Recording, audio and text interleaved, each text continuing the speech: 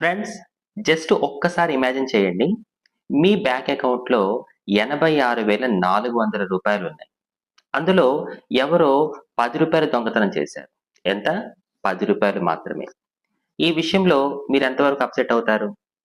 మిగిలిన రూ. 86,390 వదిలేసి, ఆ రూ. 10 దొంగతనం చేసిన ఆ వ్యక్తి వెనకాల పడతారా మీరు? లేదు కదా! నేనైతే మీ మీదున్న నమ్మకంతో ఖచ్చితంగా చెప్తున్నాను. మీరైతే ఆ పని చెయ్యను గాక చెయ్యరు. కదా!